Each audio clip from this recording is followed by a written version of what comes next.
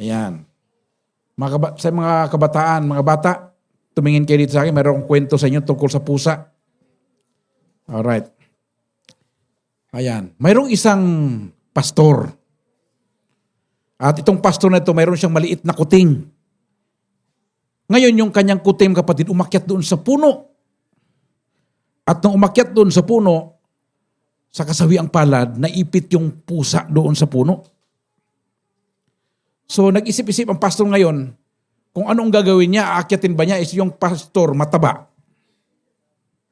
Hindi niya kaya akyatin yung puno kasi baka mabali yung puno ng bayabas. So, ang ginawa po niya, nag-isip-isip itong pastor. Ang ginawa niya, mga kapatid, dinalian niya yung bayabas.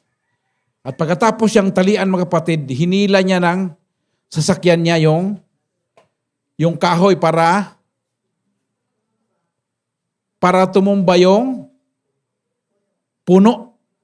Nung parang tutumba na yung puno, biglang naputol yung tali.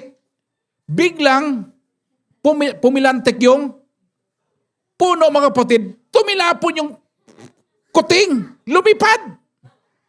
Ang layo, sabi ng pusa, meow! Nakonsinsa yung pastor. Hindi niya na alam kung anong gagawin niya. Hindi niya na makita kung nasaan napunta yung pusa niya para naging tirador. Hindi niya makita yung pusa niya. Dahil nakonsinsa yung pastor, nanalangin siya sa Panginoon. Sabi niya, Lord, sabi niya, bahala ka na sa kuting ko. Ikaw nang bahala sa kanya. Kawawa naman, kasalanan ko. So, ang ginawa ng pastor, pagkatapos niyang kakahanap ng pusa niya, hindi niya makita, ay nagpatuloy siya sa kanyang trabaho. At isang hapon noon, pumunta siya doon sa grocery. Nag-grocery siya. Pagdating niya doon sa grocery, alam niyo kung ano nakita niya? Ano nakita niya doon? Walang pusa doon. Nakita niya yung kapatiran niya nandoon sa simbahan. Oh. Pagdating niya doon, nakita niya yung kapatid, pangalan na natin ng Rose. Nung makita niya si Rose doon, itong si Rose, kilala niya na galit ito sa pusa. Galit na galit itong, kasi yung pastor, kilala niya lahat ng membro niya. Napapansin niya, mga kapatid, yung kanyang kapatiran, nandoon sa grocery store, mayroon siyang bit-bit na pagkain ng pusa. So sabi niya, bakit bumili ito ng pagkain ng pusa? Galit na galit naman ito sa pusa, itong kapatiran na ito. Sabi niya, Sister Rose, magandang hapon. Oy, pastor, kumusta naman? Sabi niya, napansin ko, mayroon kang binili na pagkain na pusa. Di ba galit ka sa pusa? Sabi nung kapatiran niya, alam mo pastor, maniwala ka sa akin, mayroon akong kwento sa'yo. Ako talaga, ayaw ko talaga ng pusa. Katunayan niyan, yung anak ko, lagi siya nagre-request sa akin ng pusa, hindi ko talaga binibigyan. Dahil ayaw ko talaga ng pusa, at saka mabaho. At saka, mayroon akong allergy. Hindi ako pwede sa pusa. Ngayon, sabi ko sa anak ko, sabi niya, ayaw ko talaga ng pusa. Yung anak niya, iyak na lang iyak dahil gusto talaga niya ng pusa, kuting.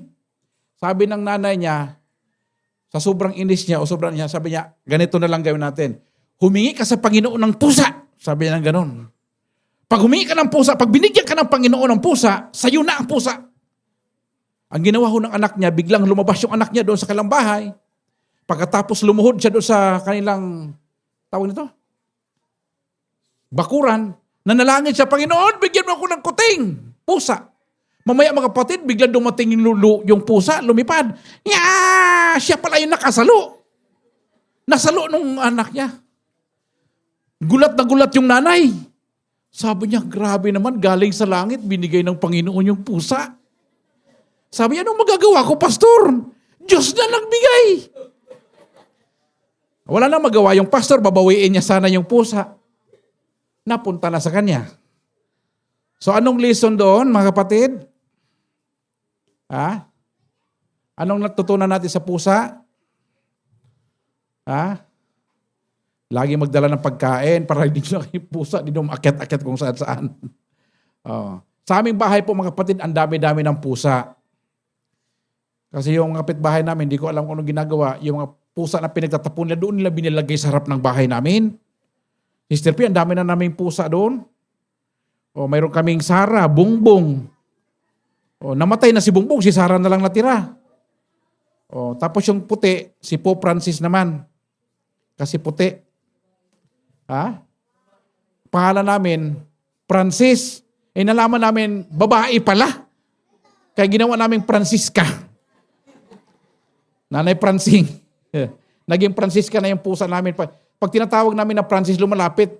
Ngayon nalaman namin babae, Francisca na. Francisca, ayaw na niyan lumapit. Nagpalit na siya ng pangalan. Ha?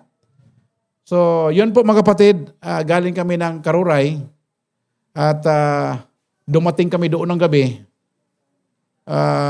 Yung lubak-lubak yung area. Nakita na doon kami dumaan sa tinatawag na Diyos ko po na daan. Akala ko bangin na bangin talaga yun mga kapatid. Yung mga puno naman pala. Pero napakadelikado ho ng area. Kung yung sasakyan mo ay hindi maayos yung brake niya, talagang napakadelikado ng lugar. Kaya kunting ulan doon, sabi ko, baka hindi tayo pinapayagan ng Bugtong at Buhay na Diyos pumunta doon. Huwag muna tayong pumunta. Kaya ang problema naman doon, tuwing naman kami pupunta doon, umuulan naman. Sabi ko, antayin na lang natin kung ano sabihin ni Mother Bing. Sabi niya, tuloy tayo, Pastor. Hindi pumunta kami doon. Dumating kami ng gabi. At pagkasabado mga kapatid, Pastor Nestor, yung mayroong ginawa doon na yung kunting pagpupulungan si Elder Bong, Sister P, nilagyan namin ng mga upuan na kawayan. Ang problema, pag umupo na sila, biglang gumaganon. Tumutunog. Kasi napuputol na yung mga tali. Sabi ng pastor, ano ito pastor? Tapos nung umulan na, nagbahaan na lahat. So ginawa nila, nakaupo na sila sa upuan, para na silang mga unggoy. Dito na sila nakaupo na sila, nakaganon na sila lahat. Oh. At natapos naman kami ng maaga, mayroong mga ninimbitahan na pumunta doon na mga tagalabas. At ngayon mga kapatid, gusto na daw nila magsimba doon sa ating bahay-sambahan. Purihin ang bugtong at buhay na Diyos. Yan. At ngayon po mga kapatid, yan ang ating reports. At God willing ho, next Saturday, doon naman kami kinakatibo. At kasama yung ating mga kapatiran. Kung gusto niyo sumama, ay sumama ho kayo para makarating kayo doon kinakatibo sa mga kapatiran natin ng mga Batak. Purihin ang bugtong at buhay na Diyos. Alright. Itong mga linggo nitong kapatid, tayo po ay nag-celebrate ng araw ng mga bandila. Alam niyo yung flag ng Pilipinas ay mayroon hong kahulugan yan. Sino nag-aral sa inyo ng history? Yung flag natin, anong ibig sabihin ng 3 araw? Anong yung 8 sinag ng araw, ano ibig sabihin? Yung 8 lugar na nakipaglaban sa mga Spaniards. Tapos yung red at saka blue. O digmaan, saka red, kapayapaan yung blue. Yung unang kulay ho natin hindi ganyan, medyo light yung kulay niya. Nung panahon ni Cory, pinalitan ho ng medyo darker na kulay. At ibabalik ata sa dati yung kulay ng ating bandila. So ang topic ko po ngayon mga kapatid ay patungkol po sa bandila. Naalala ko po kapatid nung lumaban si Catriona Gray ng Miss Universe. Ay sabi niya, tinanong siya ni Harvey kung ano ba ang gusto niyang,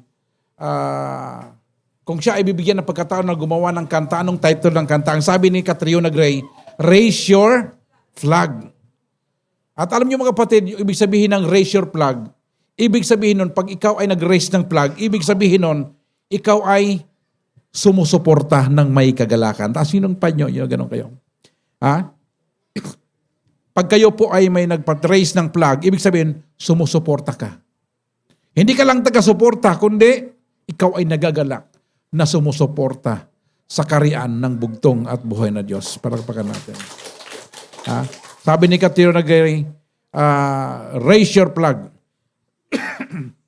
Alam niyo mga kapatid, lahat ng bansa ay mayroong bandila. Yung bandila ho ng India ay yung parang wheel. Ibig sabihin, gumagawa sila ng mga damit kasi nung dumating yung mga British sa India, ay nawala yung kanilang negosyo ng paggagawa ng mga damit. At nung ako po kahapon, nag-iikot-ikot ako dito sa El Nido, nakita ko karamihan ng mga damit doon ng pababae galing sa India. Nakarating ng El Nido. Alam niyo yung parang yoga pants ng mga babae na parang pantalon na ang kakapal, galing sa India yon. May mga kahulugan po ang kanilang bandila. Now, ano ba kahalaga itong bandila mga kapatid? Naalala ko nung mayroong isang Pilipina na nandoon sa Singapore, ay gusto hata siyang gahasain ng kanyang amo. Lumaban po siya at ang ginawa niya, pinatay niya yung amo niya. Ang ginawa po ng mga Singaporean ay sinili elektrika yung Pilipina na katulong doon.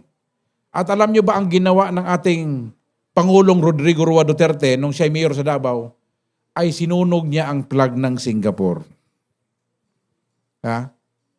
Sinunog niya. Doon naman sa YouTube naman, meron naman nag-away, mga Pilipino at saka mga Koreano. Ang pinag-aawayan nila, hindi ko alam kung ano pinag-aawayan nila noon, na ang mga Pilipino daw, daming sinasabi tungkol sa Pilipino, at ang ginawa ho mga kapatid, sinunog yung flag ng Pilipinas at marami ho ang nagalit. Alala niyo mga kapatid, yung South Korea, pagkatapos ng giyera noong 1945, naging bansa po ang South Korea dahil nagpadala tayo ng mga sundalo doon para ipagtanggol ang South Korea laban sa mga komunista. Nagpadala tayo ng mga Pilipino ng mga kapatid. Lahat ng mga sundalo, nag-atrasa na lahat. Pilipino na lang ng mga sundalo ang natira. Ang mga Pilipino mga kapatid hindi umatras sa laban. Kaya ho mga kapatid, hindi nagwagi yung mga North Korean dahil ang mga Pilipino mga kapatid, mga warrior, matatapang, walang atrasan mga kapatid, ang nakipaglaban sa kanilang bansa. Kaya yung mga Koreano mga kapatid, laging may ayuda na binibigay sa Pilipinas bilang pagtanaw ng utang na loob sa mga Pilipino sa ginawa nating katapangan. Yan po ang ibig sabihin niyang kulay blue na yan. Ang ating mga sundalo ay matatapang, purihin ang bugto at buwan ng Diyos. At alam niyo mga kapatid sa digmaan, napakahalaga ho ng bandila. Napakahalaga po niyan mga kapatid. Mayroon itong tinatawag niyan nung panahon, ang tawag po niya ay bannermen. Sabi mo sa katabi mo, bannermen. Yung bannermen mga kapatid, bawat like for example, kung kayo taga El Nido, mayroon kayong bandila. At yung bandila ng mga kapatid, mayroong isang taong tagadala ng flag. At sa digmaan mga kapatid, kung nasaan yung flag, nandoon yung mga sundalo. Pag nakita mo ang flag, nag-aabante mga kapatid, lahat ng sundalo, abante yan. Pag umatras yung flag, ibig sabihin, atras din lahat. Yan po ang ibig sabihin niya, kapatid.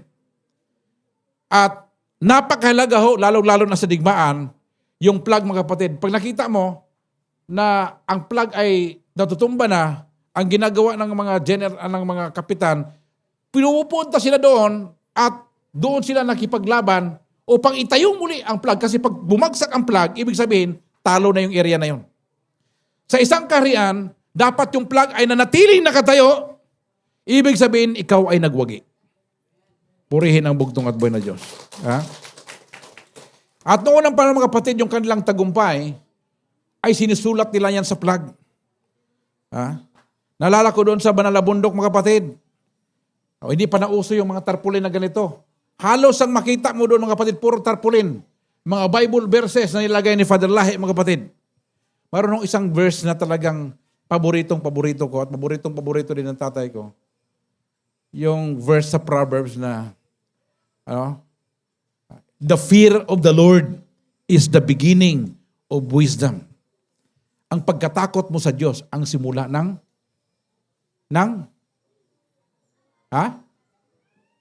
karunungan.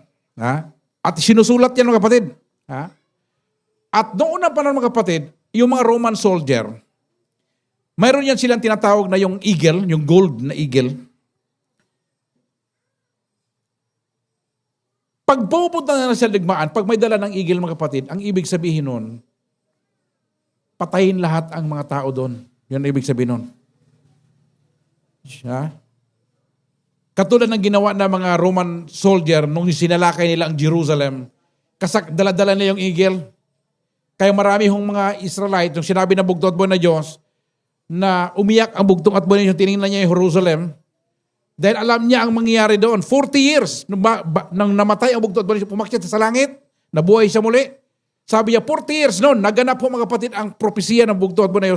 Sinalakay ni General Titus ang Jerusalem, dala yung eagle.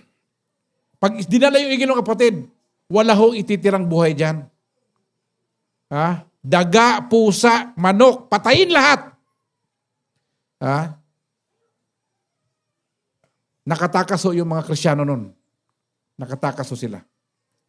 Pag nawala yung eagle mga kapatid, ibig sabihin, nakakaya ka your disgrace.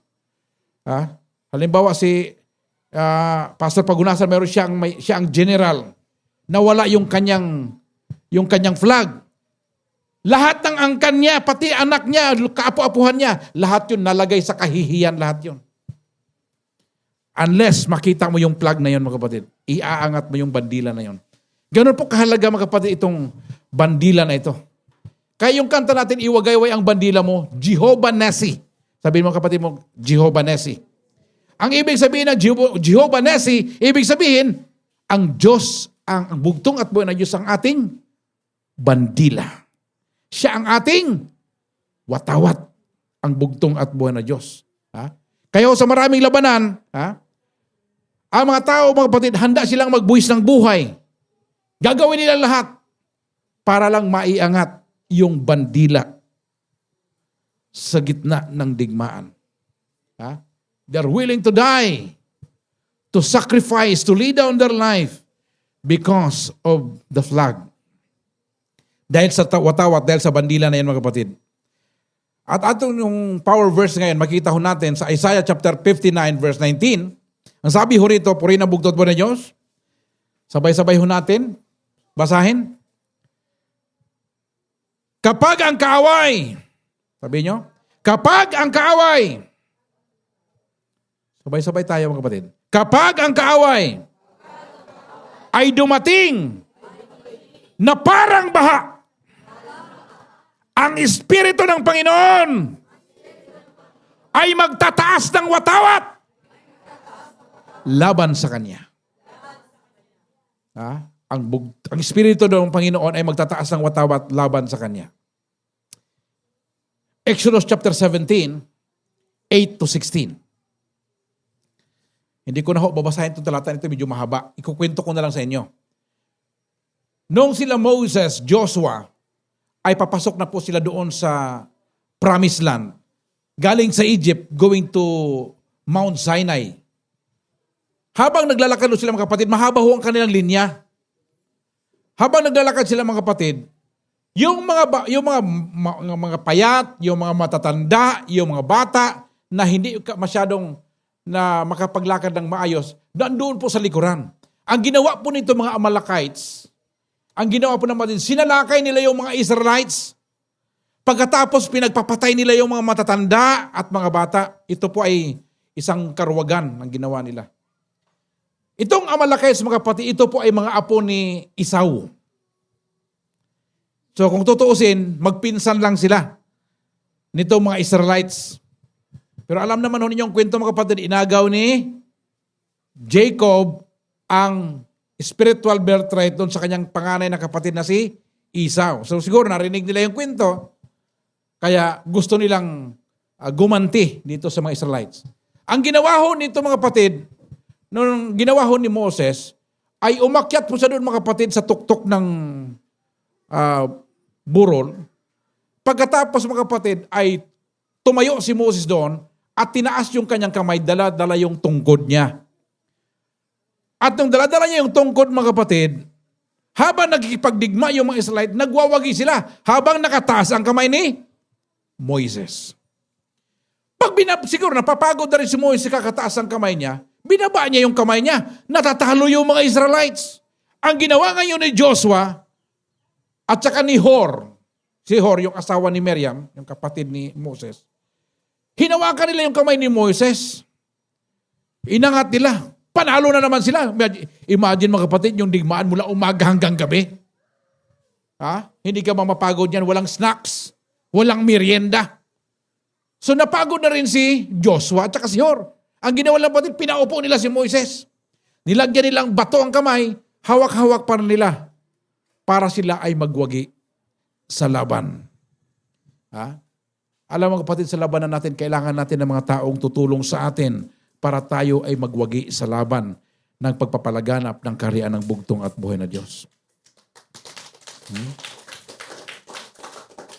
Itinaas nila ang kamay ni Moises habang sila ay nakipagdigma. Ngayon, titingnan po natin mga kapatid ang tatlong aspeto tungkol po dito sa bandila ng bugtong at buhay na Diyos. Si Moses po mga kapatid ang naging bandila. Yung tungkod ho na hawak-hawak ni Moises ay siyang naging bandila ng bugtong at buhay na Diyos. Nauna-unang pag-aaral natin mga kapatid, ang bandila ng bugtong at buhay na Diyos, siya po ang simbolo ng pagkikipaglaban natin sa sanlibutan dito sa loob natin mga kapatid. Kapag mayroon kang nakikitang hindi maganda, na hindi mo nagustuhan, kapag mayroon kang naramdaman na galit, ibig sabihin yon mga kapatid, hinihipo ka ng bugtong at buhay na Diyos para labanan yung kasinungalingan at mga korupsyon at kasamaan. Ha? Nilagay ng bugtong at buhay na Diyos yung kanyang espiritu. Sabi doon sa Isaiah, and the Lord will raise up and stand up the banner. Di ba ano ginawa ni Elias? Nung nasa bundok siya, ano nakita niya sa Israel? Ano nakita ni Elias? Sumasamba sila sa Diyos-Diyosan. Anong pakiramdam ni Elias? Nag-aapoy sa galit ng kanyang dibdib. Yun ang ibig sabihin nun.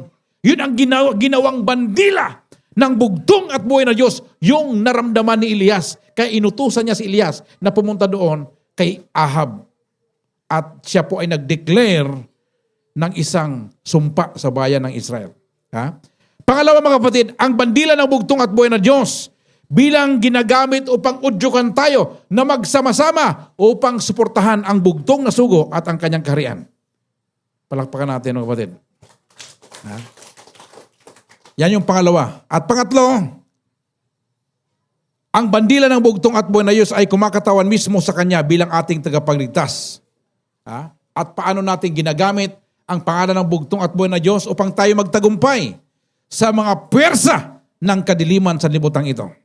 Kaya pamagat po ng ating mensahe ngayong umaga ay pinamagatan kong anong klaseng bandila ba ang winawagayway mo? Anong klaseng bandila ba ang winawagayway mo? Number 1, ang bandila ng bugtong at buhay na Diyos ang simbolo ng pakikipaglaban natin sa sanlibutan dito sa loob natin. Ha? Yung nag-aapoy yung naramdaman mo mga kapatid sa galit. Ha? At dito mga kapatid, makita natin, mayroon ho tayong kaaway. Sabi mo sa katabi mo, mayroon tayong kaaway. Ha? At ang sabi ho, mga kapatid, ang ating kalaban, ang sabi ho, our enemy will come as like a flood. Ang ating kaaway na mga kapatid ay dumarating na parang bagyo. Parang udet. Napakalakas na bagyo mga kapatid. Ano ba yung mga bagyo na dumadating sa atin? Sa ating pananampalataya. Ano mang mga maling aral, maling katuruan na nakikita mo na kasalubong mo kapatid, yan po mga kapatid, bagyo sa atin yun. Di ba? Sabi ng iba, ang bugtong at buhay na Diyos ay tao lang. Bagyo sa atin yun. Dahil ang bugtong at buhay hindi siya ordinaryong tao lang. Nagkatawang tao. Ang berbo. Lahat ng maling aral mga kapatid, bagyo para sa atin. May dalawang aplikasyon yan mga kapatid. Yung tinatawag nating pangkalahatang aplikasyon. Kapag nakita ho natin sa paligid natin ang mga tao ay walang pagmamahal sa bugtong at buhay na Diyos, bagyo yun para sa atin. Bagyo yun sa atin. Kapag nalamig ka sa pananampalataya, bagyo yun para sa atin. Pag mayroon kang kapatiran na matagal na hindi nagsasamba mga kapatid, bagyo yun para sa atin. Dapat yun ang magpupukaw sa atin na upang tayo ay kumilos. At ako'y natutuwa mga kapatid dito sa Leo, sa El Nido, na mayroon kayong worship every Wednesday at palipat-lipat kayo ng bahay sambahan. Purihin ang bugtong at buhay ng Diyos. Pag mayroong bagyo na dumating mga kapatid, mayroong mga maling aral, sa tingin mo kayo mga kapatid, matitiis kaya ng bugtong at buhay na Diyos yun? Ha? Alam mo mga kapatid, nung nawala ho ang aking ama, pwede naman ho akong manahimik. Pwede naman akong mamuhay. At tumira na lang sa Amerika, hatinin ako bumalik sa Pilipinas. Pwede kong gawin yon, Sister Gemma. Pero hindi ko kayang tiisin yung mga taong alam ko naman na pinaghirapan ng tatay ko, mawawala lang lahat yon dahil sa mga ling aral na pumasok sa Back to Christ. Yun po ang bagyo na dumating sa atin mga kapatid. Kaya ho, mayroong pastor lahi na dumating mga kapatid. Ha? Hindi ho papayag ang bugtong at buhay na Diyos na tayo ay magiging tututunganga lang at wala tayong gagawin. Dapat tayo mga kapatid ay makikipagbaka. Sabi mo sa katayo, makipagbaka tayo. Kailangan natin ng revolusyon. Palakpakan natin ang bugtong at buhay na Diyos. Ha? Ang sabi ng Panagsulatan, He's going to raise His standard against it. Sabi ng bugtong at buhay na Diyos, ang bugtong at buhay na Diyos ay magtataas ng kanyang pamantayan laban dito. Ha? Just like in the time of David and Goliath. Nung nagsisigaw na si Goliath, mga kapatid, sabi niya, mga anak ng Diyos, lumabas kayo dyan! Ha? Pinapalabas ka lang kung nagtatago ka. 40 days and 40 nights, sigaw ng sigaw si Goliath. Walang ginagawa ang bayan ng Diyos. Nandoon nagtatago. Nung dumating na si David, mga kapatid, tuwang-tuwa si David, may dalang baon sa kanyang kuya. Pagdating niya doon, mga kapatid, kuya, kumusta ka na dyan? Nandoon sila sa loob ng tent, nanginginig, takot na takot. Lumabas yung malaking tao na balbasarado. At sumigaw, mga anak ng Diyos, lumabas kayo dyan! Nagulat si David, sino yun? Ha? Yung hinahamon yung sundalo ng Diyos, anong nangyari nun kay David? Bagyo yun para kay David! Sabi ng David, hindi ako papayag! Sino ba itong supot dito na hinahamon ang bayan ng Diyos? Lalaban ako! Sabi ng kuya niya, hoy, bata, umuwi ka na doon, magbantay ka ng tupa, huwag ka rito, pang matanda lang to. Sabi niya, hindi, lalaban ako. Ha? Ang ginawa ni David, mga kapatid, sabi niya, ano ba gagawin ko? Nagtanong-tanong siya kung anong gagawin. Nung marinig ni Saul, mga kapatid, sabi niya, malahari, hinahamon tayo ni Goliath. Ay sa Israel, mga kapatid, ang pinakamalaking tao sa Israel, walang iba, si Saul. Pero ayaw niyang lumaban, takot siya. Tinawag si David, sabi niya, malari, ito yung panlaban natin. Tiningnan si David, mga kapatid, 17 years old. Sino bang 17 years old? Ikaw, Julan, ilang taong ka na? 19. Uy, parang si Julan lang. Isip-isipin mo yon. Parang si Julan lang. Hinahamon niya si Goliath. Ang laki-laking tao. Sabi, lalabanan ko yan. Si David ang ginamit na watawat ng bugtong at buhay na Diyos upang kalabanin si Goliath. Sabi niya, magtatayo ako ng pamantayan. Yan po mga kapatid, ang propesiya ng bugtong at buhay na Diyos in the thickness of darkness, sa gitna ng kadiliman mga kapatid, magpapadala ang bugtong at buhay na Diyos ng kanyang susuguin upang magdadala ng kaliwanagan sa gitna ng kadiliman. Purihin ang bugtong at buhay na Diyos. Ang tanong sa atin ngayon mga kapatid, nasa iyo ba ang banal na espiritu ng bugtong at buhay na Diyos? Alam mo kapatid, si David, kung ordinaryong tao lang siya, hindi siya mananalo kay Goliath. Ha? Nung tinanong siya ni Saul, sabi niya, ano?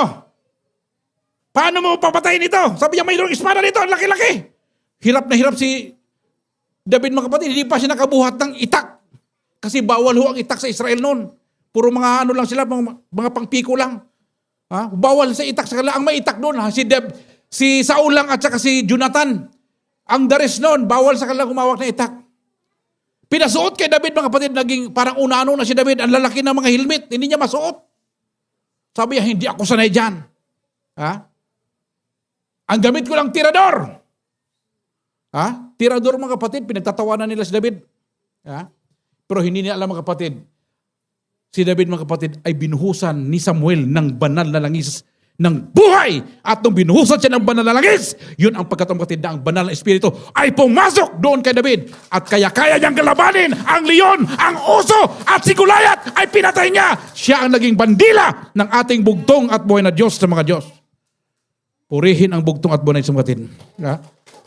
Paano ka tumutugon sa di makadiyos sa dilubyo sa paligid mo? Ano ba ang gagawin mo tumugon ka? Silot mga kapatid. Nung makita niya yung kasalanan ng Sodoma at Gomora, talagang nalungkot si Lot mga kapatid. Anong ginagawa ni Lot? Nandoon siya lagi sa labas ng pintuan ng Sodoma at Gomora, nag-aabang siya. Nagtitingin kung mayroong bisitang darating. Nung makita niya yung bugto at may sumating, akala niya ordinaryong tao lang. Sabi niya, halika, dito ka. Dito ka pumasok sa bahay. Bakit? Ang dami hong mga bakla doon. Pinapasok niya sa bahay niya. Pagdilim na kapatid, paglubog ng araw, dumating na yung mga bading. Lot, nasaan na yung mga bisita mo? Gusto naming makipagkilala sa kanila. Lumabas si Lot. Sabi niya, mga bisita ko to. Sabi ng mga bading, hoy, huwag mo nga kaming pinagluloko. Anong bisita? Yan ang trabaho mo. Lagi ka nag-abang, Lot. Pag may mga bisita dito, sinasabi mong bisita mo kahit hindi mo naman bisita. Palabasin mo. Sabi ni Lot, hindi. Mawalang galang na po. Mayroon naman akong mga anak dito na babae. Ito na lang sa inyo. Sabi ng mga bakda, sabi ng mga bading. Ano akala mo sa amin? Chip? Ayaw namin ng mga kaori namin. Babae kami. Tapos bibigyan mo kami ng babae. Ayaw namin yan. Gusto namin yung lalaki. Yun ang ginawa ni Lot mga kapatid. Si Pablo nung makita niya mga tao doon sa Grace mga kapatid, halos napakaraming revolto. Nalungkot siya. Hindi niya kayang tiisin mga kapatid. Napakaraming revolto. Napakaraming Diyos-Diyosan. Lungkot na lungkot siya mga kapatid. Ngayon mga kapatid, pag nakakita ka ng mga revolto, parang wala na tayong, parang hindi na tayo naantig, parang common na lang sa atin yan. Okay lang yan. Pag may disco-disco mga kapatid, common na sa atin yan. Gaganon-ganon ka rin. Okay lang yan. Pag nakita mo may uminom-inom, okay lang yan. Common lang sa atin. Wala man lang, hindi na tayo natitinag. Bakit? Parang common na sa atin mga kapatid. Ang sabi ng banal na kasulatan, kapag may ganyan mga pangyari mga kapatid, pag mayroong bagyo ng mga hindi makadiyos sa paligid natin, dapat nag-aapoy, nag-aalab ang ating puso mga kapatid upang gumawa ng paraan, upang sabihin sa Kanya ang katotohanan, purihin ang bugtong at buwan na Diyos. Ano nangyari kay Pedro? Dati si Pedro mga kapatid, naduduwag yon. Pinagkailan niya yung bugtong at buwan na Diyos. Nung siya po ay dumapo na sa kanya ang banal na espiritu mga kapatid, si Pedro na duwag, naging pinakamatapang na. Hindi na mapigilan si Pedro mga kapatid. At kahit sinabi siya, hoy, wag na kayong mangaral. Anong sabi ni Pedro? Walang kahit sino mang pwedeng pumigil sa amin. Masusundin namin ang Diyos. Kaysa sa tao, kami ay mangaral at ipapangaral namin ang karya ng bugtong at buwan na Diyos. Purihin ang bugtong at buwan na Diyos. Kaya pag nandoon mo, maramdaman mo, tandaan niyo kapatid maramdaman mo na ang bugtong at buhay nandyan sa'yo. Maramdaman mo na ang presensya ng bugtong at buhay na Diyos ay nasa iyo kapag nakikita mo yung kasamaan sa paligid mo at mayroon kang nararamdaman na kakaiba. Pag anong nakikita mong kasamaan sa paligid mo, pag mayroon kang nararamdaman na kakaiba, ibig sabihin nandyan ang presensya ng bugtong at buhay na Diyos sa'yo. Kasi kung anong ginagawa ng mga tagalabas, ginagawa mo rin, mag-isip-isip ka na. Baka wala ka na sa pananampalataya. Dapat mayroon kang ibang naramdaman mga kapatid. At ito nakita natin ito. Kapag mayroon kang nakikitang mali at hindi mo ginawang tama, ibig sabihin mga kapatid, wala na sa iyo ang bugtong at buhay na Diyos. Pag alam mong mali at sinabihan mo, tinuwid mo, ibig sabihin, nasa iyo pa ang bugtong at buhay na Diyos. Pero ang ginagawa natin, iba mga kapatid, pag alam mong mali, ginagawa mo, chinichismis mo. Alam niyo, tandaan niyo mga kapatid, kapag ikaw ay may nakitang mali at hindi mo sinabi doon sa nagkamali, ang ginawa mo, chinismis mo siya, ibig sabihin, yung lingwahe ni Satanas, lingwahe mo na rin. Yung mensahe ni Satanas, mensahe mo na rin. Yung pagkakamali ni Satanas, pagkakamali mo na rin. Naging ahinti ka ni Satanas sa loob ng kaharian ng bugtong at buhay na Diyos kapag mahilig kang maganon sa iyong panampalataya. Kung mayroon kang galit sa kapatid mo, puntahan mo siya, sabihin mo sa kanya kung anong pagkakamali niya, huwag mo na siyang ikwento sa iba. Ha? Yan po mga kapatid. Number 2, ang bandila ng bugtong at buhay na Diyos bilang ginagamit upang udyukan tayo na magsama-sama upang suportahan ang bugtong na sugo at ang layunin ng kaharian. Purihin ang bugtong at buhay na Diyos. Ano bang nangyari dito sa talata na binasa natin kanina? Ha? Yung mga Israelites, mga kapatid, galing sa Ehipto, papunta sila doon sa Promised Land, dumaan sila dito sa Rephidim. Ang ibig sabihin ng Rephidim ay refreshment, pahingahan. Pumunta sila doon mga kapatid, nagpapahinga. Pagpalagay natin mga kapatid, mayroong pumunta dito ng mga turista sa El Nido. Pag ang mga turista pumunta sa El Nido, anong ginagawa nila dito? Nagbabakasyon, nagpaparelax. Mamaya may dumating na mga Abu Sayyaf, kinidnap. Anong pakiramdam mo mga kapatid? Sa tingin mo kaya mayroon pang pupunta sa El Nido? May pupunta pa kayo mga turista dito kapag nangyari yon? Wala na, matatakot na silang pumunta dito mga kapatid. Ha? Ito yung nangyari sa Israel. Nandoon sila sa Rephidim, nagpapahinga sila. Nagre-relax kasama yung mga matatanda, uugod-ugod na. Ang hirap ng maglakad. Ang ginawa ng mga Amalekites, sinalakay nila. Ha? Pinagpapatay nila mga kapatid yung matatanda. Sa tingin mo matutuwa ka? Ha? Yung lolo't lola mo, na mahal mo. Sabi yun, lolo, halika na. Sabi niya, sige na apo, mauna ka na doon. Dahan-dahan na kami, hindi naman kami nagmamadali. Malaman mo, patay na. Pinatay na mga Amalekites. Ha? Ito po nangyari dito mga kapatid. Yung mga pagod na pagod, yung mga mahihina, pinatay nila. Ha? Kaya ang ginawa ho, ni Moses, ni Aaron, at saka ni Hor, ay itinaas yung kanilang kamay para dito sa mga tao na ito. At makita natin kapatid, kahit ang pinakamagaling na sundalo sa Israel, isipin mo kapatid ha, ang tagal nilang naging alipin for almost 600 years sa Ehipto. Tapos, sinalakay sila ng mga tao na ito. Hindi sila magaling na mga sundalo. Ha? Yung pinakamagaling na sundalo sa Israel, hindi niya kayang talunin yung mga Amalekites. Hindi kayang talunin mga kapatid. Pero tandaan ninyo, nagwagi sila sa laban sapagkat nandoon si Moises, nakataas ang kamay, dala-dala ang tungkod ng bugtong at buhay na Diyos. Ha?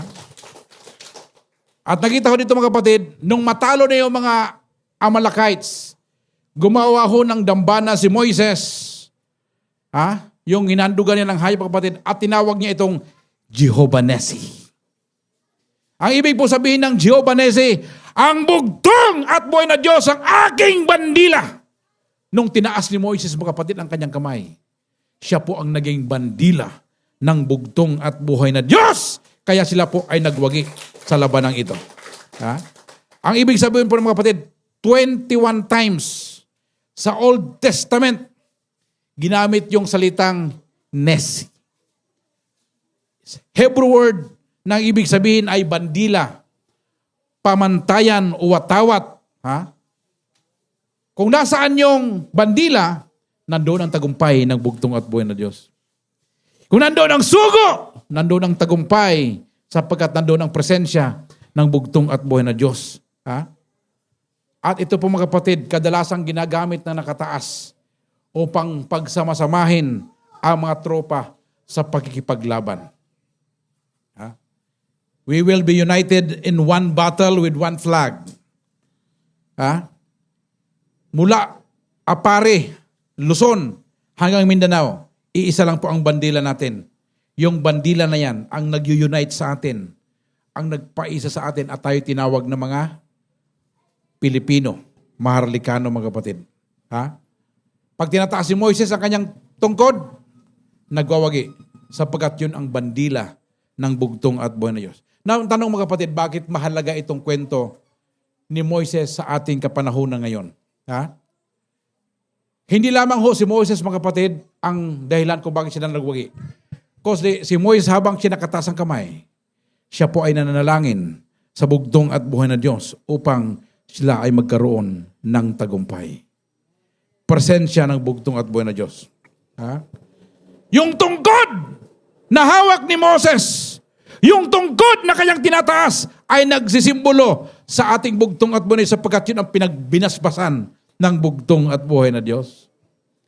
Sabi niya, Panginoon, paano ko malaman na sinugo mo ako? Ano ba sa kamay mo? Anong hawak mo? Tungkod. Itapon mo. Nung tinapon niya, naging ahas. Yung tungkod ni Moses ay binasbasan ng bugtong at buhay na Diyos. Yung simpleng tungkod ay binigyan ng kapangyarihan ng bugtong at buhay na Diyos upang maging magrepresentar sa kanyang bayan. Purihin ang bugtong at buhay na Diyos. Ang tawag niya ay Jehovah Nissi. Ha? Yung tungkod na yon, yung ordinaryong tungkod na yun, mga kapatid, ang naging isang dahilan kung bakit ang Ehipto, mga kapatid, nagkaroon ng salot. 10 salot, mga kapatid, mga palaka, kadiliman, dugo. Ha? Lahat ng sakit dumating sa Ehipto dahil lamang sa tungkod, mga kapatid, na binasbasan ng bugtong at buhay na Diyos ng mga Diyos. Ha? Yung tungkod na yon, ang ginamit ng bugtong at buhay na Diyos upang nung tinuro ni Moses ang dagat, ang nangyari sa dagat? Nahati. At dumaan yung mga Israelite doon sa gitna. Yun ang naging bandila ng bugtong at buhay na Diyos. Ha? At yung tungkod na yon ang ginamit ni Moises upang doon ay turo sa bato at lumabas ang tubig upang sila ay makainom sa kanilang kauhawan, mga kapatid. Yung tungkod na hawak ni Moses ang nagdala sa kanila ng tagumpay. Ang bugtong at buhay na Diyos ang kanilang tagumpay. Purihin ang bugtong at buhay na Diyos. Ha? Kaya pag nandoon yung bandera, nandoon yung bandila, watawat ng bugtong at buhay na Diyos, nandoon ang tagumpay. Palakpakan natin ang bugtong at buhay na Diyos. Pangatlo at panghuli. Ang bandila ng bugtong at buhay na Diyos ay kumakatawan mismo sa Kanya bilang ating tagapagligtas. Purihin ang bugtong at buhay na Diyos. Ha? Bakit ba tayo nandito ngayon, mga kapatid? Bakit ba tayo nagkaisa sa araw ng Sabat na ito? What bind us together? What make us unite to each other? Bakit tayo nagkakaisa, mga kapatid?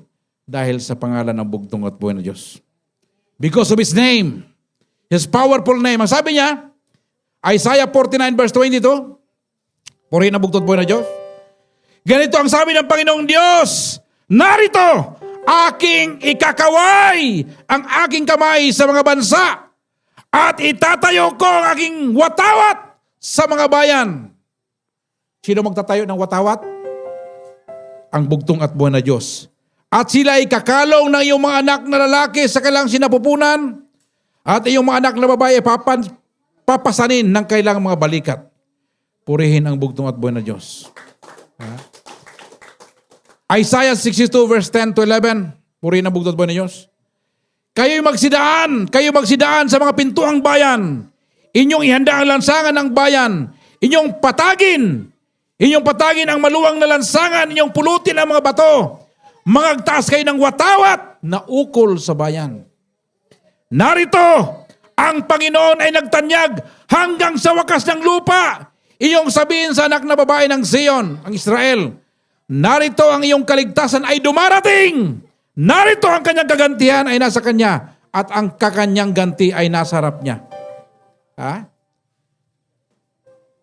Noong panahon ng Israel, mga kapatid, sila po ay nagkasala. Gusto nila magrebelde kay Moises. Ang ginawa ng bugtong at buhay na Diyos, nagpatayo siya ng kahoy, yung tungkod, at nilagyan ni Moses doon ng ahas. Ang sabi ni Moses, kung sino yung titingin doon sa tungkod na may ahas, ay hindi sila mamamatay. Naglabasan ng napakaraming ahas, mga kapatid. Ang gagawin lang ng Israel, titingin lang doon sa tungkod na may ahas. Kahit tuklawin ka ng ahas, mga kapatid, hindi ka mamamatay. Tumingin ka lang doon, mga kapatid. Yung ahas na yon ay nagsisimbolo sa bugtong at buhay na Diyos. Paano naging ahas sa bugtong at buhay na Diyos? Diyos siya. Di ba ahas Satanas? Ang ibig sabihin ng ahas ay sinumpa. Ang bugtong at buhay na Diyos siya naging sumpa para sa atin. Nung magkasala tayo, siya yung nilagay doon sa kahoy. sa krus. Naging sumpa siya. Dapat tayo ang sinumpa. Kinuha niya yung sumpa na yun, mga kapatid. Ang gagawin natin, mga kapatid, tumingin lang tayo sa bugtong at buhay na Diyos. Doon sa kalbaryo ng cross. Nandoon ang ating kaligtasan. At yan po ang nakita natin dito, mga kapatid, sa panahon nila Moises. Ha?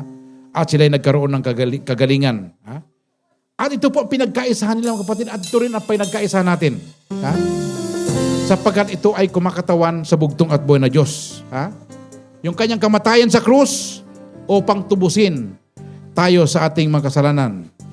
Siya ang ating pinagkaisahan, mga kapatid. Ha? Sa bagong tipan, kung sa lumang tipan, tungkod ni Moises, sa bagong tipan, ang watawat ng bugtong at buhay na Diyos ay ang kanyang pangalan. Yung pangalan ng bugtong at buhay na Diyos, yan yung kailang watawat. Ha? Hindi pa pinako ang bugtong at buhay na Diyos. Ang bugtong at buhay na Diyos na ang watawat. Yun ang dahilan kung bakit sila Pedro nagpagaling na may karamdaman. Dahil ang bugtong at buhay na Diyos, yung kanyang pangalan ang ginamit, mga kapatid. Mayroong pangalan sa bugtong at buhay na Diyos. Ang sabi ng banal na kasulatan, mayroong 2, 3, nagkatipon-tipon, nasaan ang bugtong at buhay na Diyos? Nasa gitna. Yung pangalan ng bugtong at buhay na Diyos, yun ang ating watawat, mga kapatid. Matthew 9:38-39, ha? Nagpalaya sila ng demonyo. Kaninong pangalan ang ginamit? Pangalan ng bugtong at buhay na Diyos. Mark chapter 16, verse 17, ha? Manampalataya ka lang sa pangalan ng bugtong at buhay na Diyos, you will be saved. Manampalataya ka sa bugtong at buhay na Diyos. Luke chapter 10, verse 17, ha?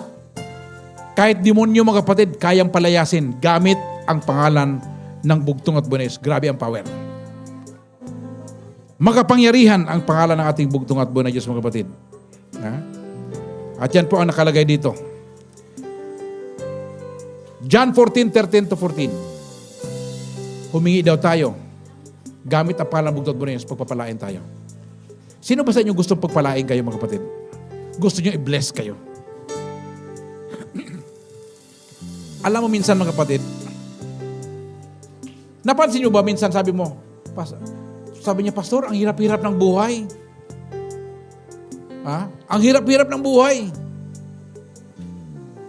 Kahit anong sikap ko, parang walang nangyayari sa buhay ko. Alam niyo bakit mahirap ang buhay?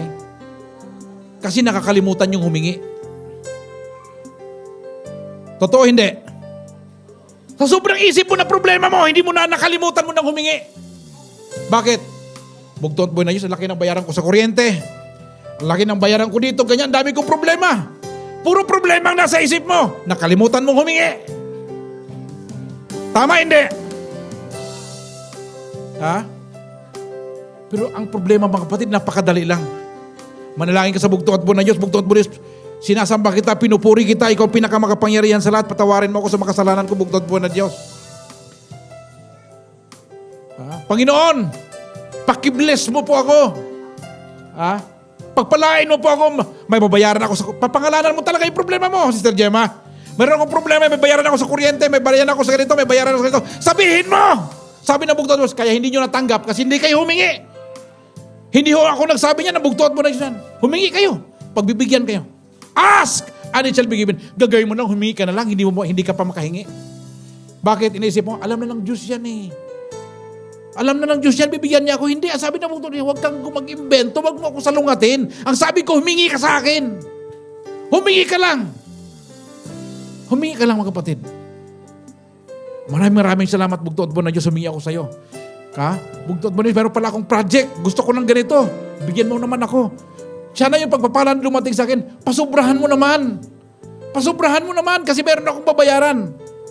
Sabihin nyo yan, ha? Pasobrahan mo naman. Pag natanggap mo, kulang pa po ito. Kulang pa. Dagdagan mo pa. Palakpakan natin ang bugtong at buhay na Diyos. Alam mo, ang bugtong at buhay na Diyos, hindi ka talaga niya bibiguin, mga kapatid. Hindi ka talaga niya bibiguin.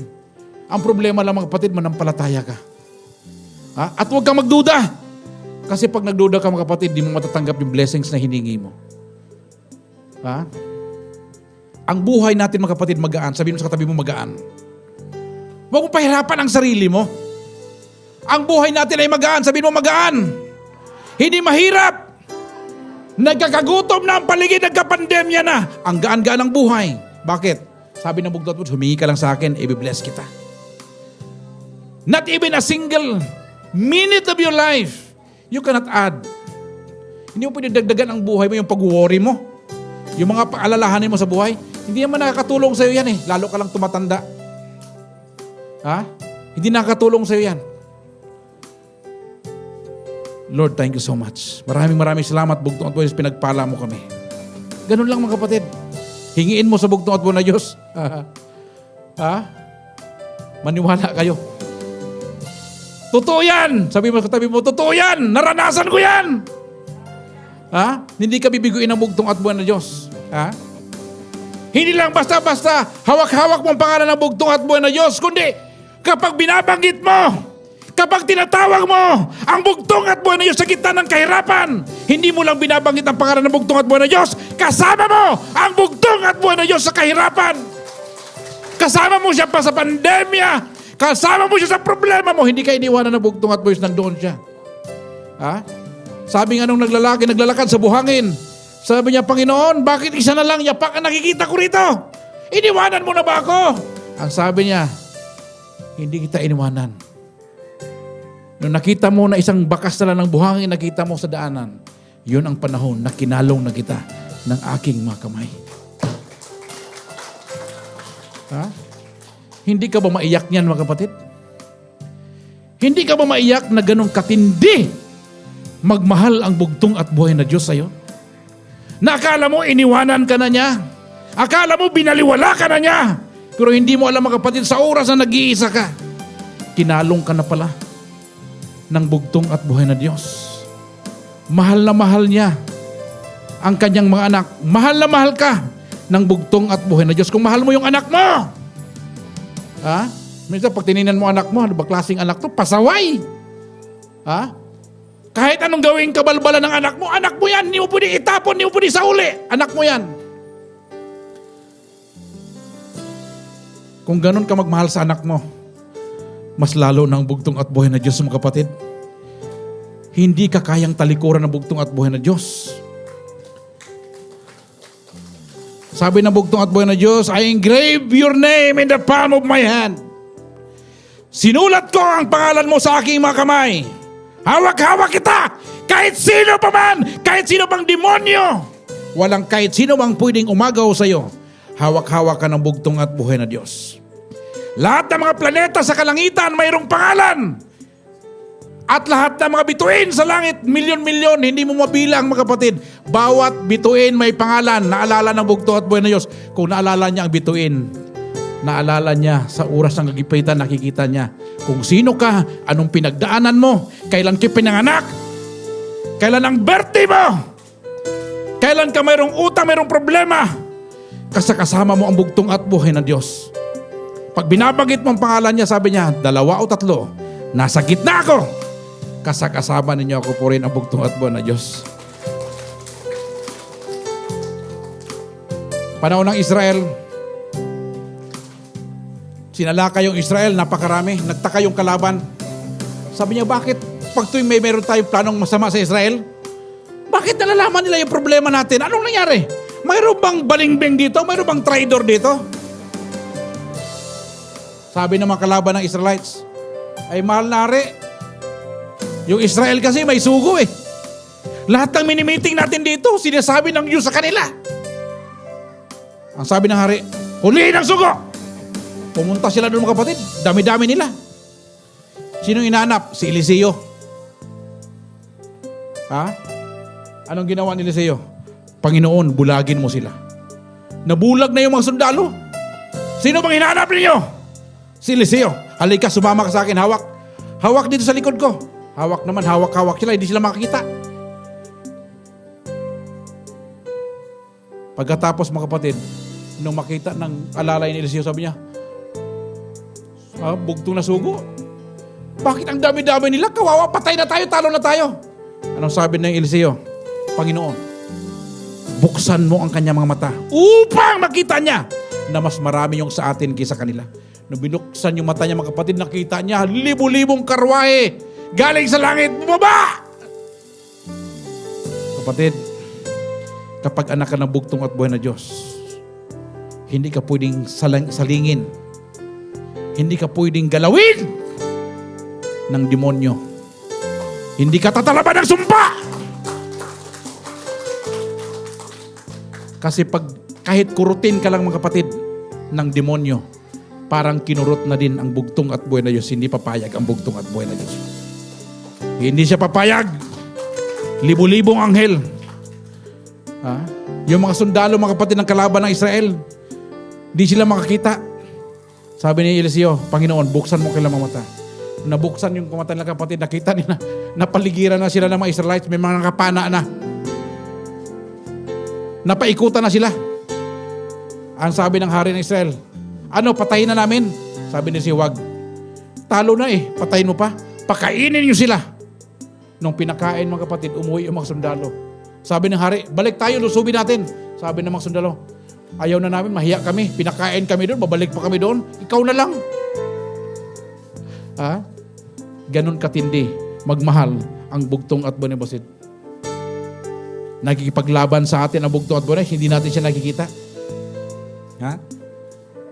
Sabi ng kapatid natin kanina, ang mabait kong kaibigan, ang Diyos na makapangyarihan. Mayroon kang kaibigan, mga kapatid, di basta-basta yun. Kung kaibigan mo ang bugtong at buhay na Diyos, matindi yun. Di ba?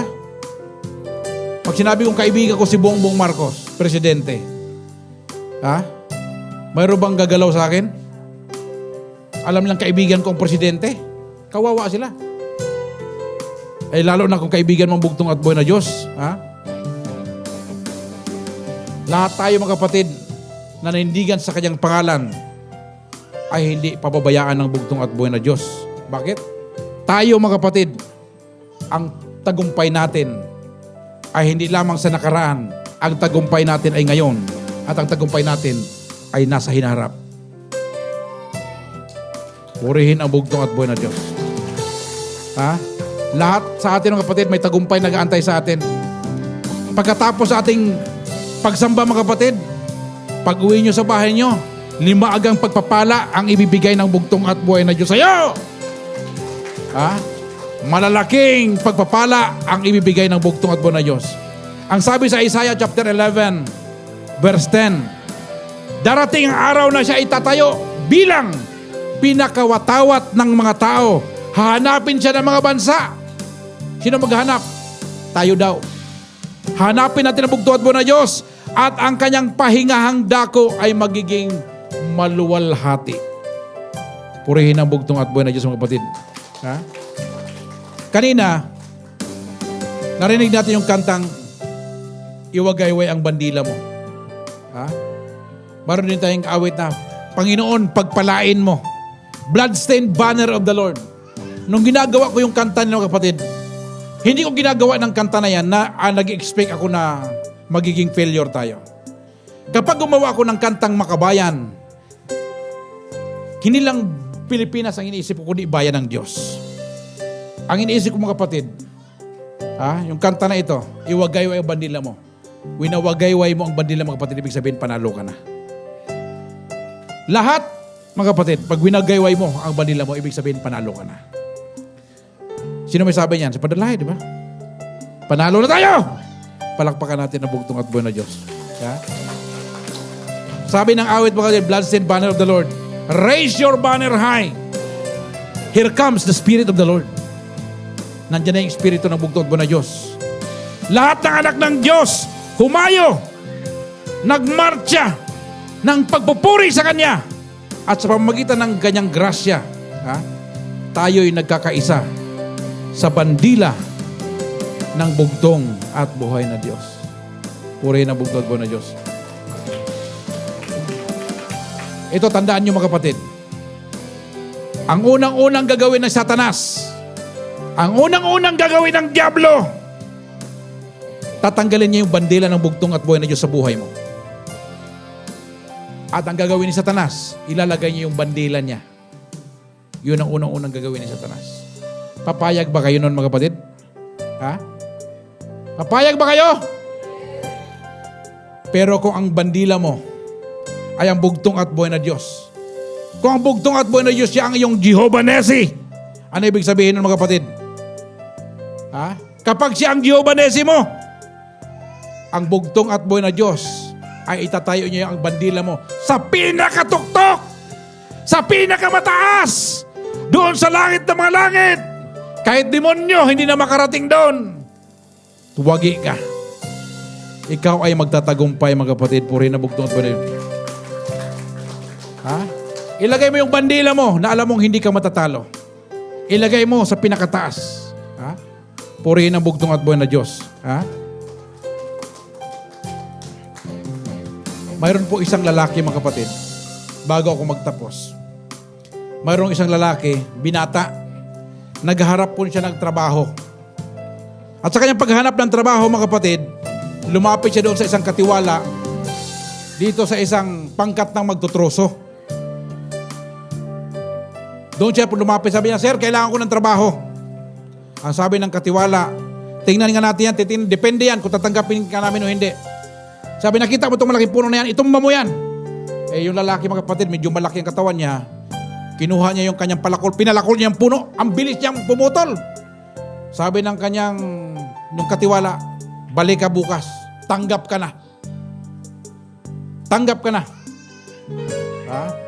Nung nagtatrabaho na siya, mga kapatid, sa pagpuputol ng puno, mga kapatid, nagpasok siya Lunes.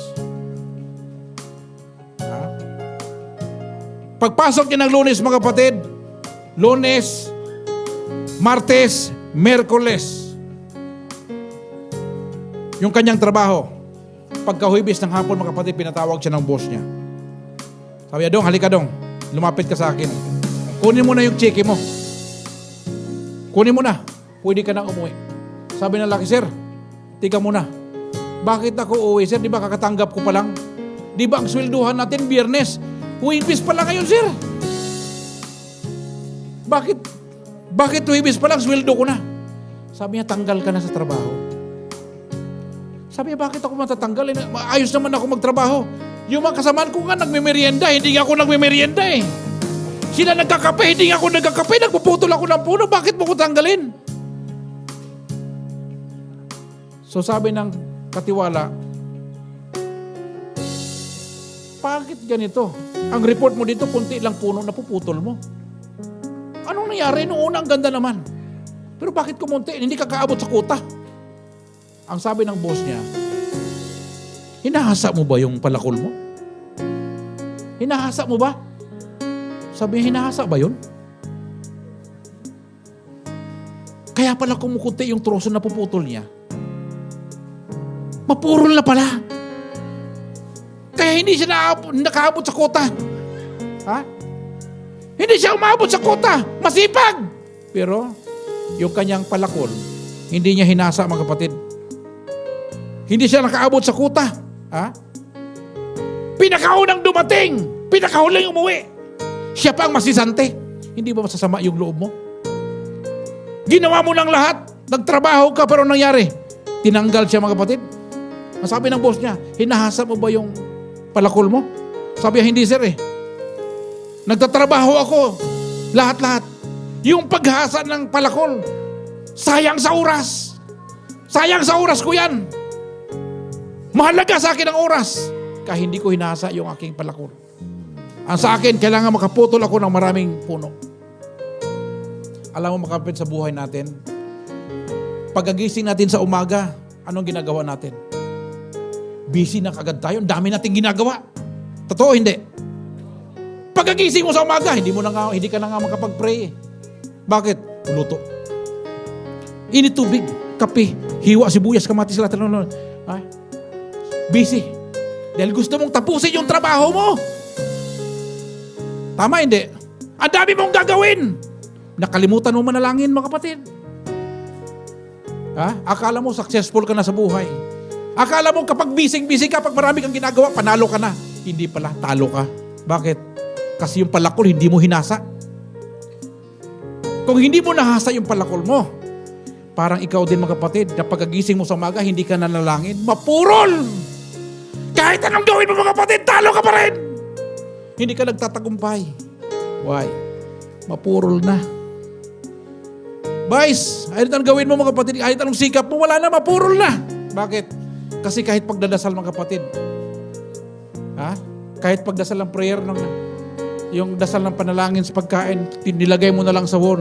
Sabi mo, bugtong at buwan na Diyos, basahin mo na lang, yun pa rin.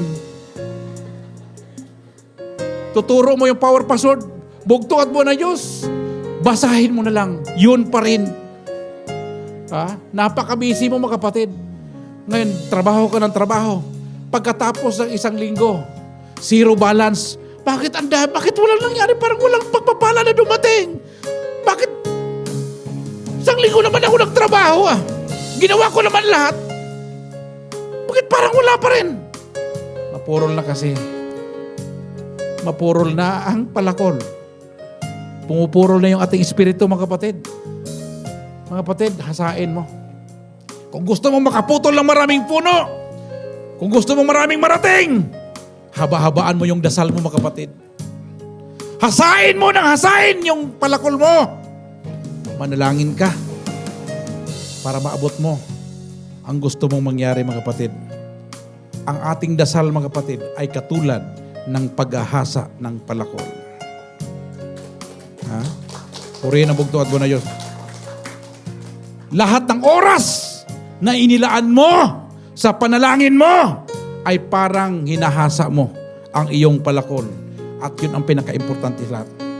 Ang sabi ni Abraham Lincoln mga kapatid, I have so many things to do that I need to pray. Sabi ni Abraham Lincoln. Sa Tagalog, ang dami kong gustong gawin. Ang dami-dami. Kailangan kong manalangin ng matagal. Hindi ang panalangin mga kapatid ay hindi pagsasayang ng oras.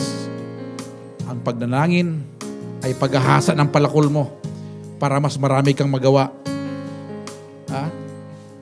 Kung ikaw ay naghalublak, huwag kang magmadali sa order mo. Nandiyan na yung order mo. Diyan mo yan. Pray muna tayo. Unahin mo natin ang Panginoon. Unahin mo natin ang bugtong at buwan ng Diyos. So yan lumayas na yung nag-deliver. Hayaan mo yan. Bakit? Mayroong susunod na darating. Blessing kasi inuuna mo ang bugtong at buwan ng Diyos. Maniwala kayo sa akin mga kapatid. Hindi basta-basta itong Diyos na pinaglilingkuran ninyo. Hindi ito inutil na Diyos. Inutil lang yung prayer mo. Kaya lang hasain mo mga kapatid. At pag sinabi kong hasain mo, talagang hasain mo ng matagal. Upang marami kang maputol, marami kang marating sa buhay mga kapatid.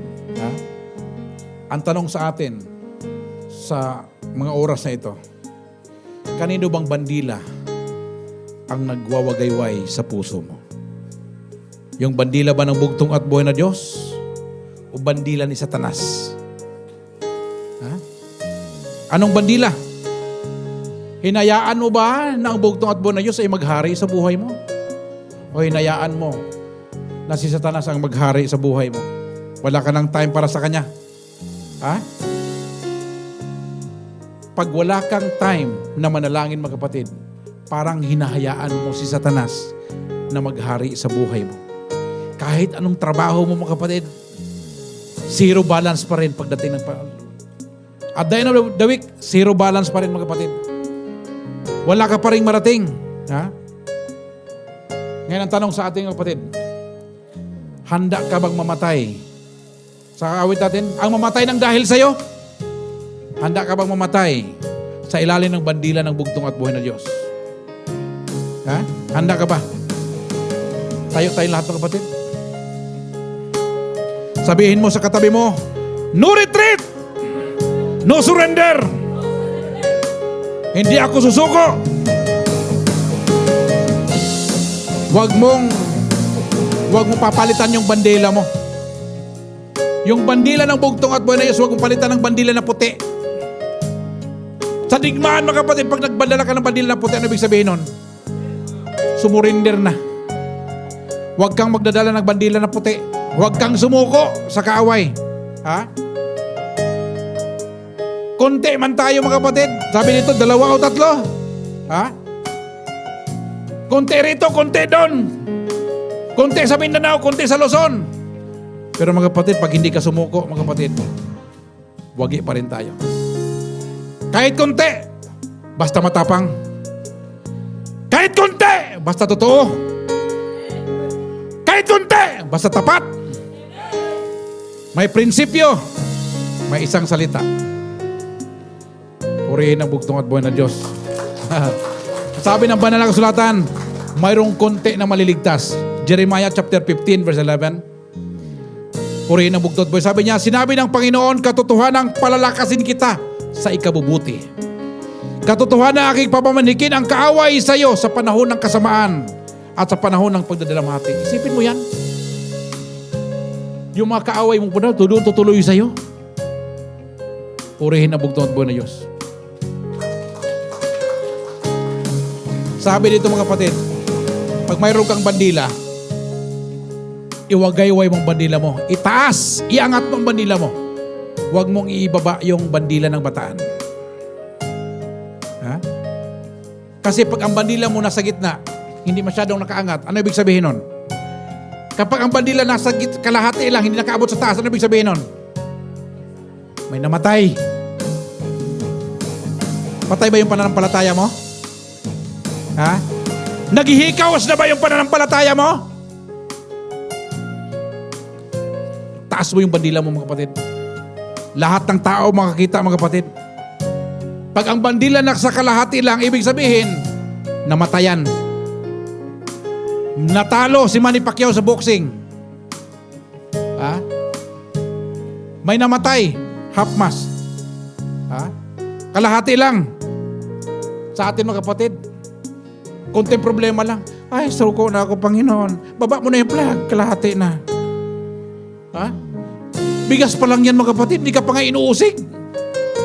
Konting problema lang, sumuko ka na. Ha? Di ba? Hindi na ako mahal ng mahal ko. Suko na ako, baba na yung bandila. Ha? Konting problema, baba mo na kagad yung flag mo mga kapatid. Dapat tinataas mo yung bandila mo. Sabihin mo sa katabi mo, itaas mo yung bandila mo. Itulak mo. Purihin ang bugtong at buhay na Diyos. Ha? Itaas niyo yung watawat. Sunod mo kapatid, dapat ang bandila hindi dinudugisan. Yung bandila natin, hindi natin dinudumihan. Ha? Yung araw ng Sabat, pakabanilin natin itong araw ng Sabat. Amen? Huwag nating dungisan yung araw ng Sabat, mga kapatid. Kasi pag dinungisan niyo yung araw ng Sabat, pinababa mo yung bandila mo, mga kapatid. Tama? Huwag ka masyadong, okay lang yan. Di ba? Mayroong mga bagay na hindi dapat okay, ino-okay mo. Ha? Di ba? Pag sinabing bawal, bawal yon. Hindi, okay lang yan. Maintindihan naman ng Diyos yan. Ha? Kumusta ang pagbibigay mo ng tithes and offering mo? Sabi, kalahati lang muna. Okay lang yan, naintindihan ng Diyos yan. Mga kapatid, baba yung flag mo mga kapatid. Ha? Huwag mong maliitin yan. Huwag mong apakan mga kapatid ang bandila ng bugtong at buhay. Kasi ang nag-utos ng bugtong at buhay na Diyos. Kapag mayroong ipinag-utos ang bugtong at buhay na Diyos at hindi mo sinunod, inaapakan mo ang bandila ng bugtong at buhay na Diyos. Di ba kayo mga tatay, mga nanay, pag mayroong kayong pinapagawa sa anak ninyo at hindi nila ginawa, ano pakiramdam nyo? Ano pakiramdam nyo? Ano ka ba anak? Sinabi ko magluto ka. Ha? Huwag mo apakan. Ha? Itaas mo. Yung pagtataas ng bandila mga kapatid, hindi lang patalastas ito. Ha? Kailangan, oras-oras, araw-araw, nakataas lagi ang bandila ng bugtong at buhay na Diyos. Palakpakan natin. Ha? Ngayon sabi na, naka-flag, nakataas ang flag. Baba muna natin konti. Bakit? Trip ko lang. Gusto ko lang. Hindi pwede. Raise your banner high. Taas yung kamay nyo. Raise your banner high. Ha? Saan yung mga power ID niyo? Taas yung power ID nyo. Taas nyo.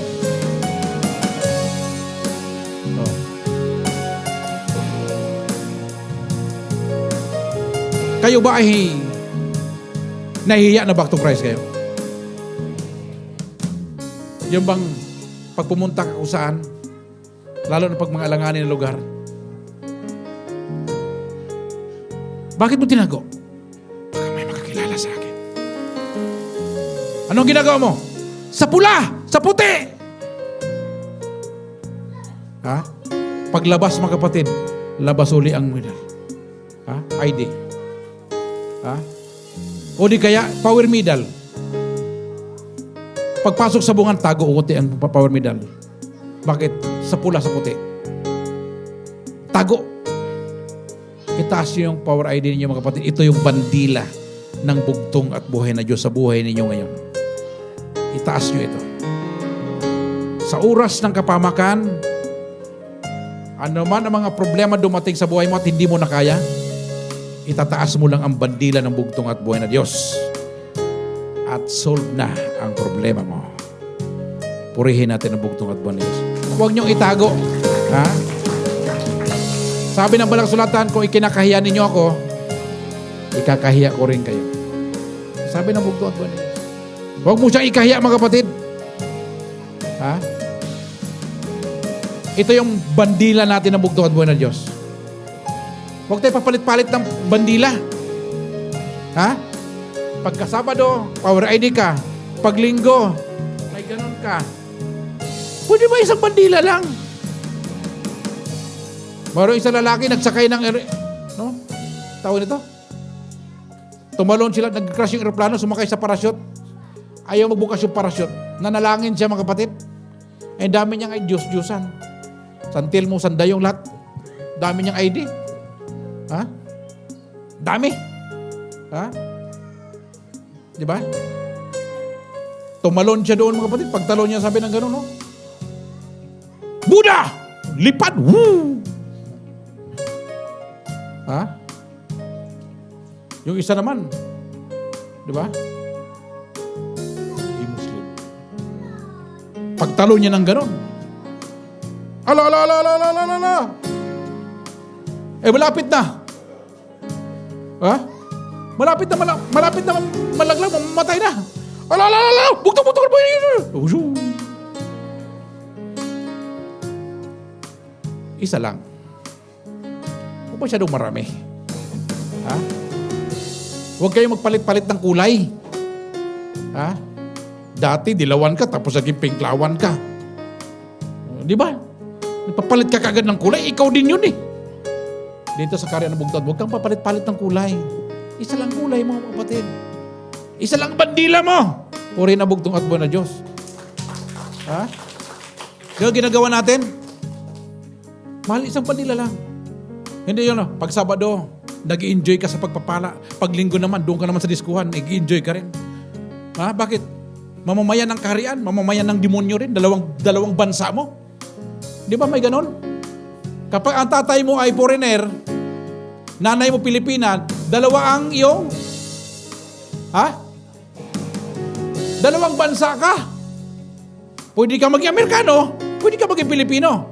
Pero pagdating mo ng 18, pipili ka ng isang bansa kung saan ka talaga. Ganon din tayo sa ating bugtong at buhay na Diyos. Hindi ka pwedeng pumagit na. Isa lang dapat ang iyong papanigan na flag mga kapatid, puri na bugtong at buhay na Diyos. Sabi Matthew 6:24, walang makapaglingkod sa dalawang Panginoon. Isa lang ang Diyos na paglingkuran mo. Maging tapat tayo mga kapatid, lalo na sa ating giving. Pag sinabi na bugtong at give your tithes and offering, 100% ibigay mo yon. Huwag mong ibababa yung bandila kasi sa ang Diyos ang nagsasabi nun eh. Kapag sinusunod mo ang sinabi na bugtong at buwan na Diyos, inaangat mo ang bandila niya. Kaso problema natin, gumagawa tayo ng sariling bandila. Dito tayo sa gitna. Ha? Kaya tayo natatalo mga kapatid. Isuko natin lahat sa bugtong at buwan. Awitin po natin mga kapatid ang awiting punuin mo ako ng iyong espiritu. Pingit natin ating mata. Hawakan mo ang kamay na iyong katabi. Awitin natin ang awit ng pagsuko sa banal na espiritu ng bugtong at buwan na Diyos.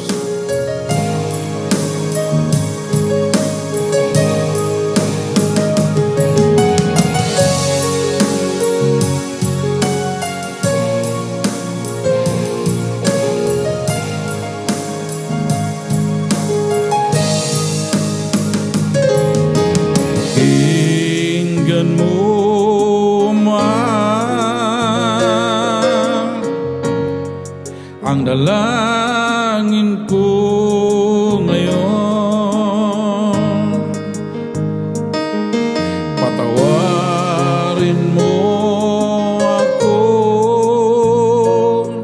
sa lahat kong kasalanan. Tulungan mo ako na lumago sa piling mo, sa kapangyarihan mo, ako'y baguhin tulad sa'yo. Ako'y kalungin mo pag tinaas ang kamay ko sa'yo. Ako'y lalapit sa'yo, hangad ko ang init ng yakap mo. Ako'y lalakad na kasama ka, na may liwanag ng Espiritu sa buhay ko.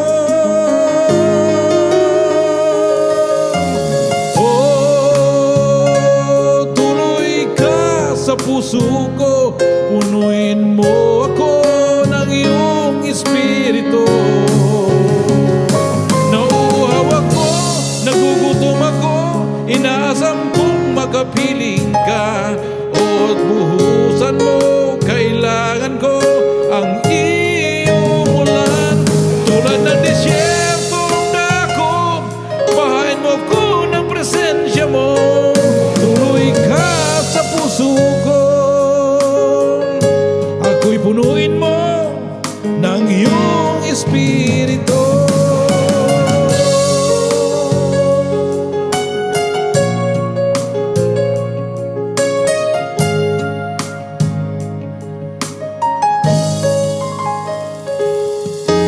Hipuin mo ako at pagalingin sa karamdaman ko. Buksan mo aking mata upang ika'y makita ko. Kunin mo ang Diyos-Diyusan sa buhay ko, ako'y buhayin mo sa kapangyarihan mo. Buwan mo ako ng isang malinis na puso. Suriin mo ako at magbago ka ng Espiritu sa loob ko. Huwag mo kong paalisin sa banal na harapan mo. Huwag mong bawin ang banal na Espiritu sa akin. Oh, tuloy ka sa puso ko, punuin mo ako ng iyong Espiritu. Nauuhaw ako, nagugutom ako, inaasam kong makapiling ka. At buhusan mo, kailangan ko ang iyong ulan.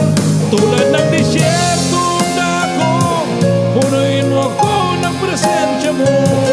Tuloy ka sa puso ko at punuin mo ako ng iyong Espiritu.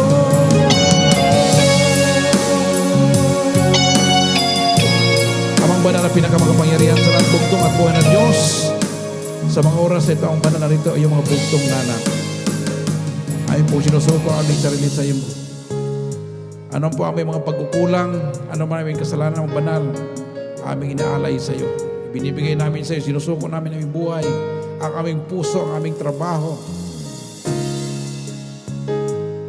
Kung iniisip namin minsan ng banal, isang waste of time lang itong panalangin namin. Pero hindi namin alam ito pala ang isang paraan upang mahasa ang aming palakol. Para magawa namin ang maraming bagay, kailangan namin lumapit at manalangin sa iyo. That we can accomplish more things because we pray more. At kalam namin na kami magtatagumpay sapagkat kasama ka namin. Tulungan mo kami, bugtong at buwan na Diyos, na maiangat ay iyong bandila sa aming buhay, sa aming bahay, sa aming barangay, sa aming lugar, na kung saan ang lahat ng mga mamayan dito ay maging ambasador ng iyong kaharian, na magdadala na iyong pangalan, maging representante. At alam po namin na kapag kami nanalangin sa iyo, kami ay may tagumpay. At sa mga oras ng banal, kami po ay magbibigay ng aming tithes and offering. At kami po mag-bless ng banal ang isang buhay. Lord, be with us. Samahan mo kami. At ang sa ganon kami po, sa oras-oras, araw-araw ng buhay, ay mayroong tagumpay. Maraming salamat sa iyong dugo na ibinuhos doon sa kalbaryo ng krus. Yun ang aming kapangyarihan. Yun ang aming kasagutan, yun ang aming tagumpay. Na lahat ng sakripisyo na ginawa mo, ito'y para sa amin. Na anuman naming hilingin amang banal, wala kang pinagkait sa amin. Binigay mo iyong buhay. Ano pa kaya ang pwede naming hingiin sa iyo na hindi mo pwedeng ibigay? Alam kong wala kang i-hold sa amin dahil alam mo po namin na mahal mo kami, bugtong at buwan na Diyos. Tulungan mong bawat isa sa bawat oras sa aming buhay, ma-realize namin ito at kami maging tapat sa iyo. Ano po aming pagkukulang ang banal, patawarin mo ang bawat isa sa amin sa aming mga pagkukulang. Ano man ang aming relasyon na hindi maayos, ay ayusin mo po, bugtong at buwan na Diyos. Bigyan mo kami ng puso ng magpakumbaba, bigyan mo kami ng puso ng pangunawa, bigyan mo kami ng puso ng may kapayapaan na mayroong pagkakaisa. Na kami magtatagumpay sapagkat ikaw ang aming Diyos na kinikilala, ikaw ang Diyos. Ang hari ng mga hari, Panginoon ng Panginoon at Diyos ng mga Diyos, pinakamakapangyarihan sa lahat. Ikaw lumikha ng langit lupa, lahat ng mga bagay na kita at di nakita. And we have victory in you. Ikaw ang may bandila. Sapagkat lahat ito ay may inilig sa matanggap sa pinakabanal, pinakasakdal na pangalan tayong bugto at buwan na Diyos ng Diyos Kristo, makapangyarihan sa lahat. Amen. Meron akong reminder sa inyo mga kapatid. Pag kayo po ay nanalangin, ano man ang position mo, focus your mind to the Lord. Pag natulog ka, iniisip mo siya, nakipag-usap ka sa Kanya, and the blessings will come to you. Pagpapalain kayo. Pagpapalain tayo ng bugtong at buwan na Diyos.